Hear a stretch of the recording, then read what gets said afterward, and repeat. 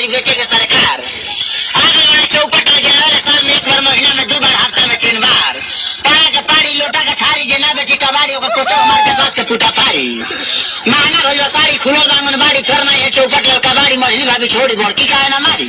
अरे वो कर किस्मत बिगड़ी गईल लइका रहल एगो आवर रानी करी लइका रहल एगो आवर रानी करी कहनी की बाबू पढ़िला तू एमए बीए ऐसन मिलल संगतिया लागल दारू पिए।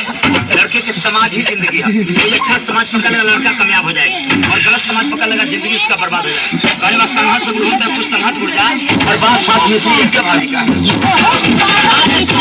की बाबू पढ़िला तू एमए बीए ऐसन मिलल संगतिया लागल दारू पिए। अरे छोरी के पढ़ाई लिखाई और नाचे में निकली गईल लइका रहल एगो आवर रानी करी गईल। तब के जमाना में शहर बदनाम रहे, अब तो गाँव में सुनात बा भैया शहर से बिगड़ल देहात बा। अब के छात्र लोग के पढ़े के ना इच्छा, बगल में मोबाइल धके होता परीक्षा। माई बाप के गोली ना सहाता, मौगी खातिर जिलेबी की ना चले के मेहरारू ससुरारी में रहेला जवन कहे मौगी वही काम करेला।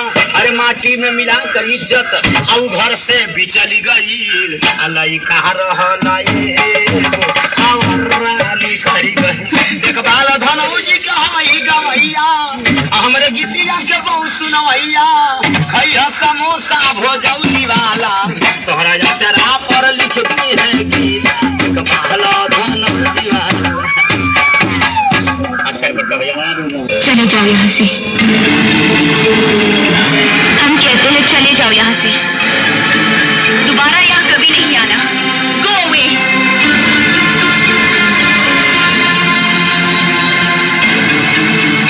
मत सताओ हमें, आखिर तुम्हारा हमारा रिश्ता ही क्या है? रिश्ता मैं कुछ नहीं जानता, मैं तो सिर्फ इतना जानता हूँ कि तुम मुझसे प्यार करती हो। छोड़ दो मुझे, मैंने कहा छोड़ दो मुझे। I said leave me। मत भूलो कि मैं एक इज्जतदार खानदान की बहू बनने जा रही हूँ।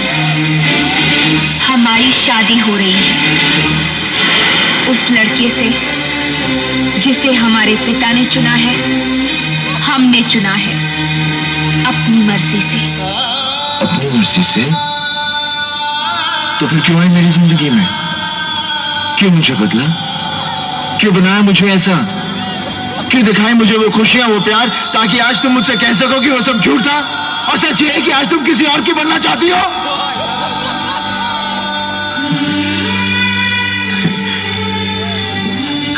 काजल, मैं जानता हूं कि तुम सिर्फ मुझसे प्यार करती हो, सिर्फ मुझसे। मैं तुम्हारे बगैर जिंदा नहीं रह सकता। Don't touch me। हम किसी दूसरे की अमानत है। ये